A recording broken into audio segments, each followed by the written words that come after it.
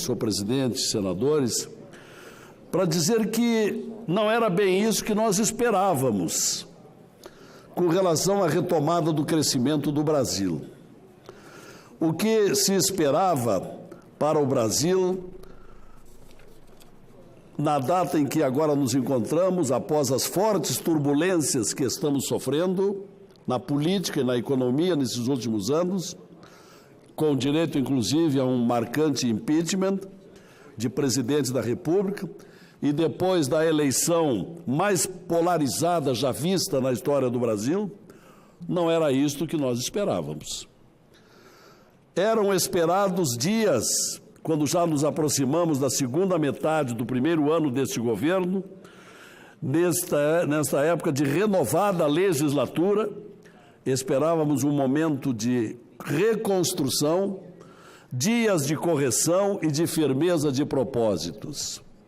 Não é isto que estamos tendo.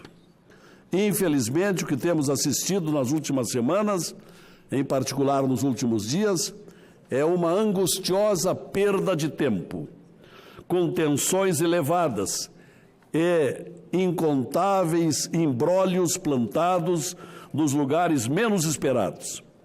É preciso dizer aqui nessa tribuna que isso agora, ao menos, não pode continuar. Nós precisamos uma reversão de expectativa com o que está acontecendo no Brasil, não só com o Executivo, em todos os poderes. Tem havido omissões do Legislativo, tem havido descréditos graves e profundos com o Poder Judiciário, em particular com o Supremo Tribunal Federal, e há uma certa desilusão de todos os brasileiros com o que o país está vivendo. O que o povo quer, espera e precisa é de um novo horizonte para o país, de decisões, de lideranças responsáveis, de concretização da retomada que até agora não chegou. Saibam todos que não estou aqui pretendendo falar com relação às indiferenças próprias de mazelas acumuladas em décadas. Estou tratando aqui da importância de fazer as escolhas certas, de tomar as decisões apropriadas e de comportar de maneira mais ativa e exigida ao momento que a nação está vivendo. A penúria das contas públicas do país piora diariamente, no mais dramático quadro da história, com efeitos negativos diretos sobre a cambaleante economia que acumula 13,5 milhões de desempregados, sendo 1 milhão de desempregados agregados só neste ano, quando temos apenas 5 meses em conclusão.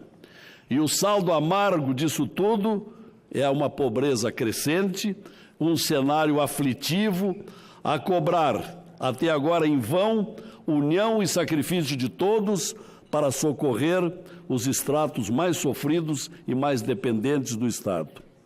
Isto por si só deveria forjar as balizas dos atos e das palavras daqueles, como todos nós aqui no Senado Federal, recebemos do povo mandatos com a missão de melhorar a vida de todos, o que não está acontecendo passados 5 meses de novo parlamento e de novo executivo. Esse quadro também deveria tocar a consciência dos agentes públicos que foram convocados para cumprir a nobre missão de servir aos cidadãos que pagam pesada carga de impostos e que estão vivendo as frustrações que aí estão. Não podemos nos omitir. Sem responsabilidade e compromisso com a coisa pública e com a vida de milhões de brasileiros, não chegaremos a lugar nenhum e estaremos traindo os mandatos recebidos. E o pior, agravando a situação difícil em que vive a maioria de brasileiros. O Estado brasileiro sempre foi, nós sabemos bem, mas não poderia continuar, sempre foi dominado por elites e por corporações. E apesar de tudo, após mais de 30 anos da atual Constituição, a chamada Constituição Cidadã, chegamos agora à pior recessão da história. Enquanto isto, Executivo e Legislativo fazem cabo de guerra pelo protagonismo de medidas que restam paralisadas. E esta inércia beira ao desgoverno, que é uma palavra que começa a ser repetida quase todos os dias.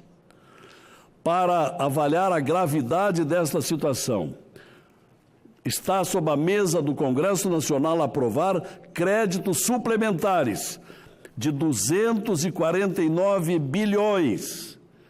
Repito, está sob a mesa do Congresso aprovar créditos suplementares de 249 bilhões de reais suplicados pelo ministro da Economia, Paulo Guedes.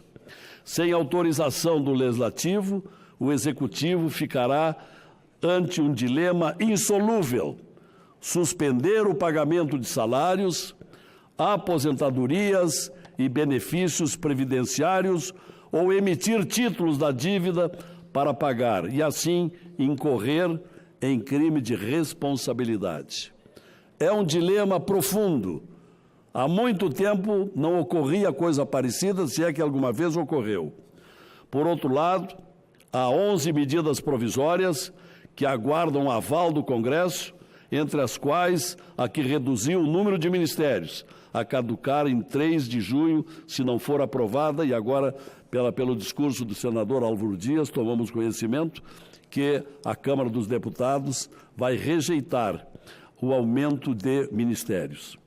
Por fim, temos aí a tramitação da urgente reforma da Previdência, na Comissão Especial da Câmara dos Deputados. A continuidade do embate, até agora irracional, entre dois poderes, sugere, então, desdobramentos funestos. Temos mais de 1 trilhão em jogo. Não é por acaso que balbúrdia, tsunami e país ingovernável são algumas das expressões da moda para ilustrar a situação do país, que abala a harmonia entre os poderes e a própria democracia. As franjas radicais não podem ser maiores que as instituições. Dados recentes do Banco Central mostram que a situação fiscal continua a piorar. Mesmo com a reforma da Previdência, que é crucial nesse momento para evitar que o país seja engolido pelo buraco negro das contas públicas, só sairemos do vermelho em 2026, com sua dívida crescendo até 2025. Portanto, não é hora de omissões, muito particularmente aqui do Senado Federal. Não é hora para omissões que chegam a quase a leviandades. O momento exige grandeza e dedicação ao Brasil. Obrigado, senhor presidente.